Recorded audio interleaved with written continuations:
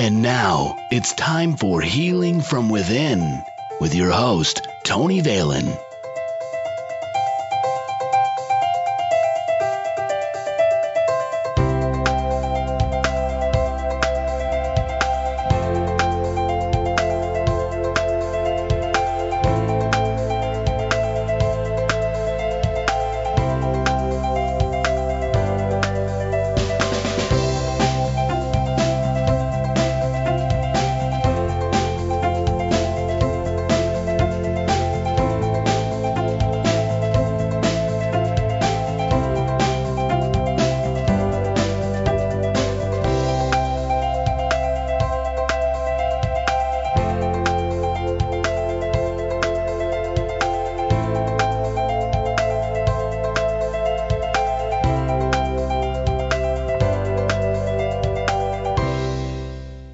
Welcome to Healing from Within. I'm your host, Tony Valen. You can contact me, Tony at TonyValen.com, or visit our website, healingfromwithin.net.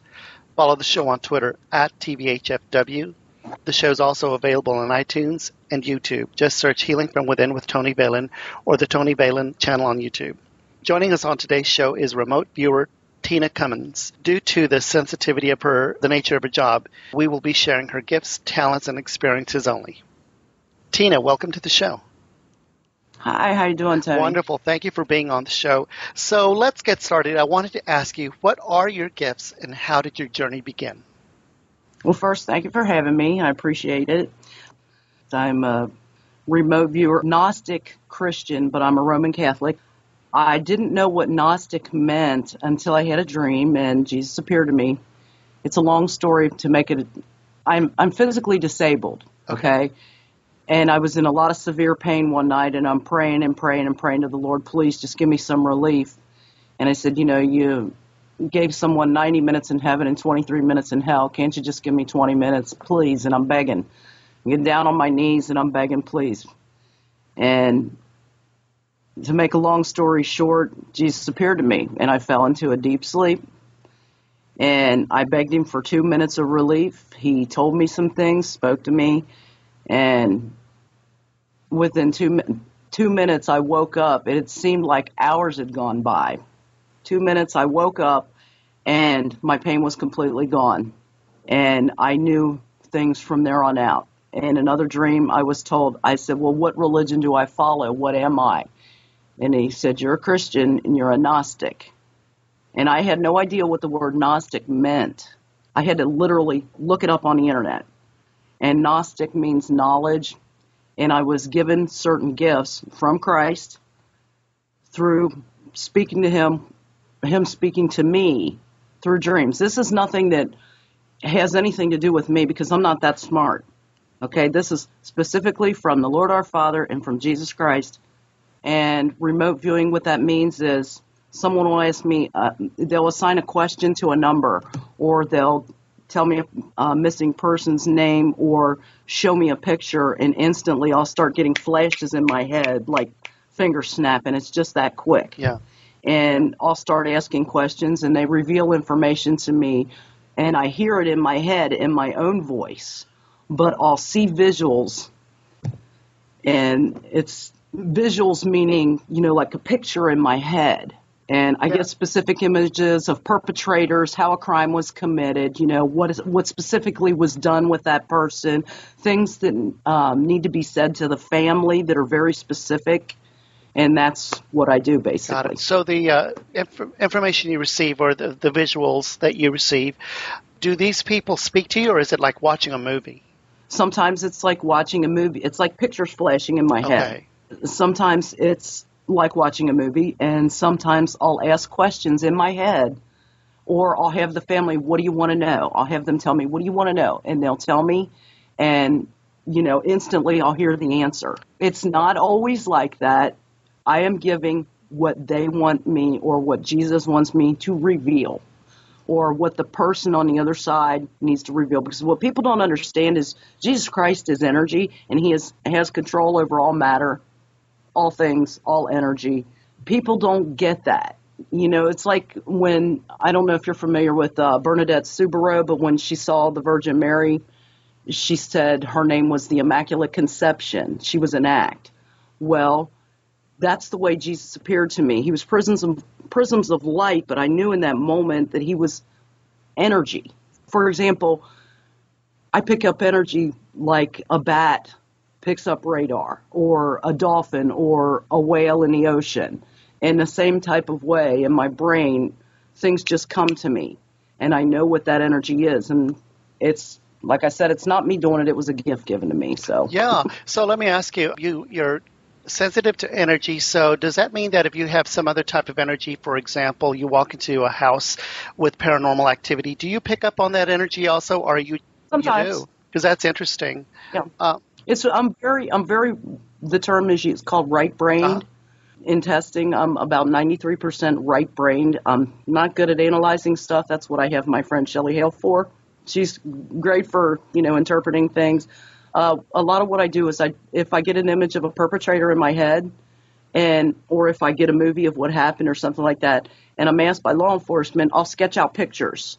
So I literally can do sketches of perpetrators from the images that I get in my head, and then they know which way to go. I can tell them what happened, and it makes it a lot easier. It makes the investigations go a lot more quickly. Remote viewing, is it done through distance, or is there a certain range that you're limited to? I've worked outside of the country, sitting here in my home, which, 8,000 miles away. I don't know if there's a range. I don't know. I have a problem with past, present, and future, because for me, when I'm in right brain, I don't see the difference between past, present, and future. Everything is in the now. Yeah. So it's very difficult for me to distinguish past, present, and future unless I physically, a lot of times, and I hate to say this on the air, but a lot of times in my mind I'll see people getting killed and how they're killed. Yeah. Okay, and what's done to them. And for families that might sound really horrific and really tragic, but one thing people don't realize is you cannot kill what Jesus or what God has given to us. You can't take away someone's light. When the only thing you could do is take away someone's body. You cannot take away their light because that was a gift to them. For me, it's very difficult to distinguish unless I see something in my mind of whether or not a person is passed or whether they're here. I physically have to ask, are you deceased? How did you die? And when you get this information, I know that you work with families and law enforcement, but when you're actually talking to the family of the victims, do you feel and do you give them all the information that you're receiving? For example, like you just said, I ask if they can handle it. If they can, some can, some can't, and it is what it is. Like I said, I've never charged anyone. I've never charged families, never charged law enforcement. I do it strictly pro bono. Because if someone's needing answers, and there's no such thing as closure, first of all, for a victim who's lost a family member. And secondly, it helps them to know that that person is still there. And some families are okay with discussing what's happened with them. Other families, they don't want to hear the graphic details. Right. They would prefer to hear more personal details of the family member that they lost, for confirmation, to know that they're still around. Have you tested yourself, or have you thought of maybe that you may have other gifts and not just remote viewing? I've been tested by some organizations, and I'll just leave that at that. Okay. And that they determined that you do have other abilities? Yes. Really? Wonderful. What do you think triggered this, besides, the pain that you were going through in the prayer? Had you ever experienced anything like this as a child or in your past life? Well, it first started back. I've always had very good instincts about people. Mm-hmm.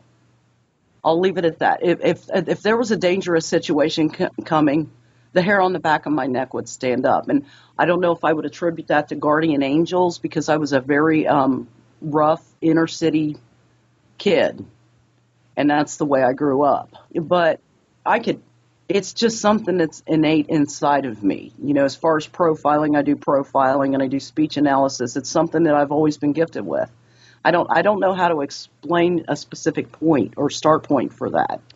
But it got intensely stronger after I prayed and saw Jesus. And I know that I am but a grain of sand in the whole scheme of their plans. Okay, I'm nothing. And I know that. And that's one of the reasons, one of the things I did is I spoke to Jesus about what I do, and that's why I won't take any money for it. I'm not a materialistic person. I'm not out looking to make a buck. It's not about money. This world is nothing. I'm concerned with goodness and what I have to do, what my job and my responsibility is. And my job and my responsibility with this gift is to be able to help people. And that's it. I'm more concerned with my eternal life. That's wonderful. So let me ask you, how long have you been doing this, or when did this all actually start for you? When did I actually start working on physical murder investigations? Yeah. Back in 2010. 2010, well, okay.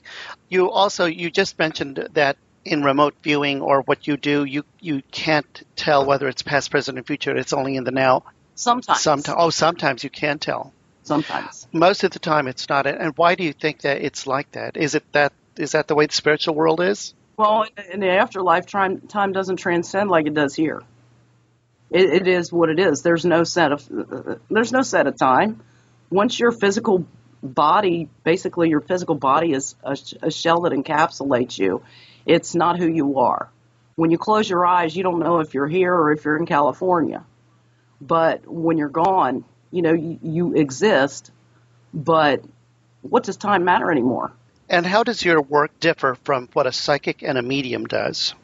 I don't like the term psychic because of the negative connotations that come with that. A lot of people want to take advantage of families that have missing or murdered victims. There are good people out there that work on cases, God bless them. But there are some that only seek to make a buck.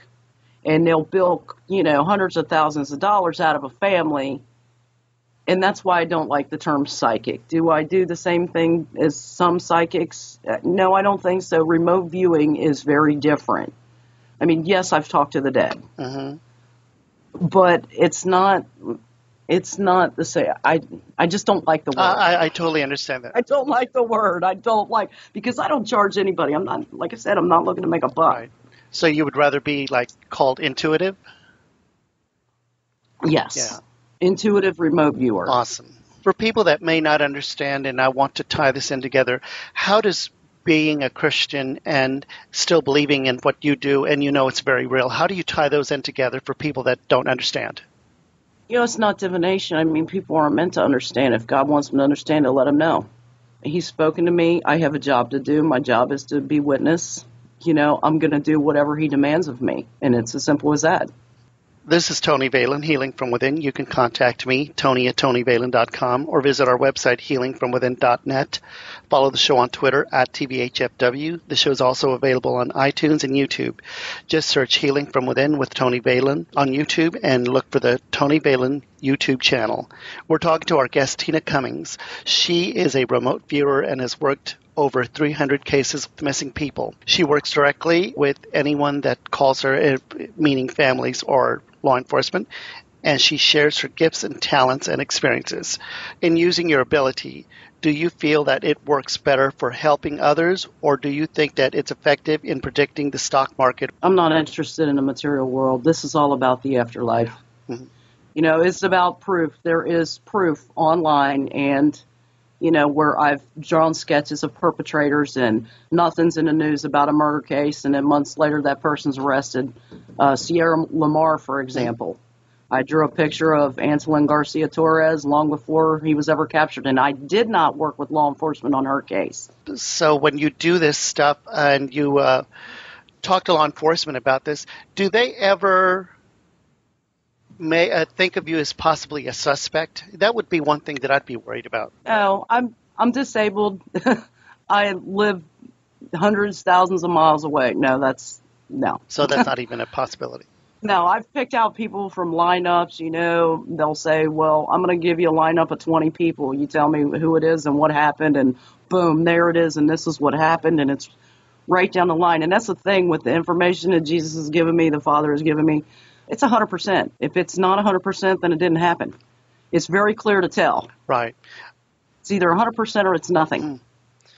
Is meditation an important tool in what you do, or is it prayer and meditation, or just prayer? I just pray. I know that you work pro bono. Why do you work pro bono, and why do you think it's important for you to work like that? Do you think there's a consequence to be paid? No. It just depends on, I can't speak for someone else, what their heart calls to them. I know there's a lot of people who scam families of missing and murdered victims, and I don't like it. It irritates me. It pisses me off, frankly. Yeah. You don't take advantage of someone, especially when they're grieving. You just don't do it. I definitely agree with that. And if someone wanted to work with you directly, would you be open to that, and would you be available for that? I get hundreds of calls. You do? And I have to. I work through PsychicCrimeFighter.com and through Missing Persons News. I've written articles for them. Police call me. A lot of people can get in touch. If they're going to get in touch with me, they need to do it through PsychicCrimeFighter.com or through MissingPersonsNews.com. It's all one word, Missing Persons News. I've written articles for them. Sometimes I help people if I have the time. And that's why I've worked so many cases in the last, 4.5 years is because, a little over 4 years, is because it's nonstop. There's so many people that go missing. It's very difficult. I can't get to every one of them. I wish I could, but I'm only one person. Yeah. So I have to work what specifically calls to me to work. Right, and that was going to be my next question. How do you know who you need to work with, and how do you choose? It comes to me. It just comes to you. It's a feeling I get. I'll see a name and I'll look at a picture and I'll just start getting information just like that. Wow. Do you ever run into people through your life as you're going down the street or whatever, and all of a sudden you'll get like mediums do or a psychic does? Do you get messages that you? I don't do that. I live in a Bible Belt. Uh-huh. I live in a Bible Belt, and as much as people say and claim that they believe in the Father and they believe in Jesus, they don't. Yeah. Jesus is the Father in heaven, and Jesus, they're in control of everything. And, there is Satan that tries to, play in against us and whatnot. But, you tell people something, a lot of times they think, well, you're doing divination.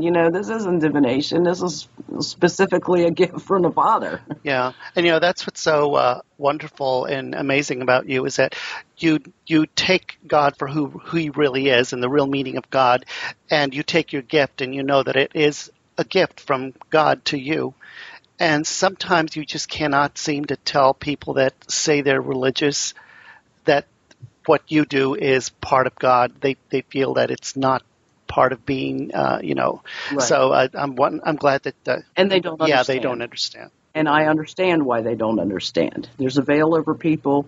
They don't see what they're supposed to see. And that's okay. It'll be gone. Once they pass in this life, it'll be gone, and they'll know, we go to a place of correction and instruction, and let's fix this. And, the lovers of evil are the ones that are going to have to pay the price for that. And I can't answer for them. I can't judge them.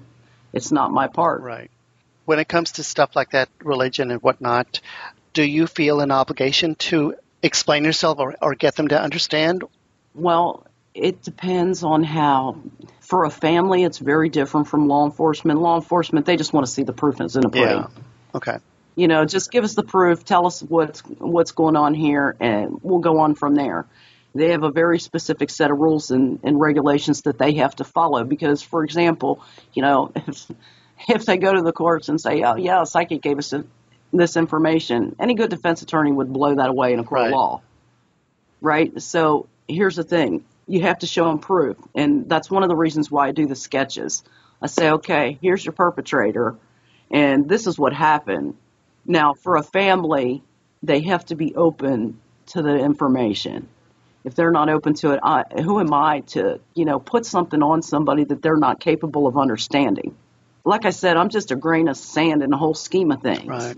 This is about the Father and his will and Jesus and his will, and that's it. And if they're not open to be able to understand it, because a lot of times the heartache is just so bad for families. That's one of the reasons why I don't understand why people that are truly psychic aren't going to charge a family of a missing person to help them out. It's just not right. It's not good. How could you, if your 8-year-old child goes missing, you don't care who helps just as long as someone does. I definitely understand that. Can you tell us about your book, An Arson, a Wig, and a Murderer? You have to admit, that's a strange title for a book. How does it tie in with the story? Well, Patsy Kessinger Callaway went missing on March 3rd, 1993, and her brother, Daryl Kessinger, contacted me through Shelley Hale through Psychic Crime Fighter. And Shelley says, I think I have someone that can help you. It's an old case. I don't know if she's going to get anything because it's been so long. Well, I read for him. He asked me to read for him first. And what I do is I read raw. So he gives me a name, and I tell him everything that I get right down the line. And for his case, I drew sketches, the whole 9 yards. I didn't work with law enforcement on his case, although I did interview them for Missing Persons News. I didn't work with them. But before I got any information about any of his sister's case, I told him I want to read this strictly raw, which is how I work all of my cases. Meaning I don't want any information up front other than maybe a name or a photo. Okay? And I read for her case, and she, it's kind of graphic, but her brother-in-law and sister-in-law and another person conspired to murder her over an arson. Her ex-sister-in-law dressed up in a wig and a trench coat and a nurse's uniform and was walking through Hartford to Beaver Dam, Kentucky, pretending to be Patsy Callaway, while her husband and someone else was slicing her throat from ear to ear and dumping her out in the country. Oh, my God, yeah. Okay, and I worked the case. 2.5 weeks after I wrote my initial articles on Missing Persons News, Vernon Jean Callaway and Deborah Callaway were arrested for kidnapping, first-degree murder, tampering with physical evidence, and intimidation of a witness. The reason they went after Patsy was because they had committed an arson. They burned down her house so they could collect the insurance money. And then she found out her husband was having an affair, so she was threatening to turn him in, and they had to shut her up. Hence the title, An Arson, a Wig, and a Murder. They committed the arson. They tried to intimidate her. It didn't work. So they staged a first-degree murder and slaughtered her. And I read the case, and and that's what my book is about. It's about speech analysis. I interviewed one of the potential murderers. It tells the story. It tells Patsy's story because it's not about me. It's about her. Tina, I want to thank you so much for being on the show. This has been very interesting. And, once you're sending me the book, so we're going to definitely look into it. Maybe sure. we can call you again and talk a little further into your book. And I know you're working on other stuff. Can you tell us about the stuff that's you're working for in the future? I know you're working on other books. Well, there's another book that's coming out. It's a Confession, a Map, and a Cross. The murder, Patsy Callaway's murderer, actually confessed before he passed away. His sister, her ex-sister-in-law, was prosecuted and received 12 years for facilitation of murder. And Patsy's ex-husband is on trial right now for a bunch of sexual-related crimes, rape, pedophilia, those type things. And that's what the upcoming book is going to be about. It's going to be about Patsy's story, and it's going to come from a perspective of Patsy's brother, Daryl Kessinger. Yeah. And I'm also working on other cases, It's basically nonstop. Yeah, I can imagine. Well, Tina, thank you so much for your time. You're welcome, Tony. Thanks for having me on the show. I'm sorry I sound so hoarse. I have a very bad cold, and I sound like a man right now. You sound wonderful. No, you sound wonderful. Our thanks to remote viewer Tina Cummins for sharing her experiences, talents with us, and giving us an inside look into her world of remote viewing. You are listening to Healing from Within with Tony Valen here on Blog Talk Radio, airing Monday through Friday, 6 p.m. Eastern, 5 p.m. Central. Visit our website, healingfromwithin.net, and contact me directly, tony@tonyvalen.com. Please follow the show on Twitter, @TBHFW. The show is also available on iTunes and YouTube. Just search Healing from Within with Tony Valen, or look for the Tony Valen YouTube channel. Thank you so much, and love and light from all of us here at Healing from Within.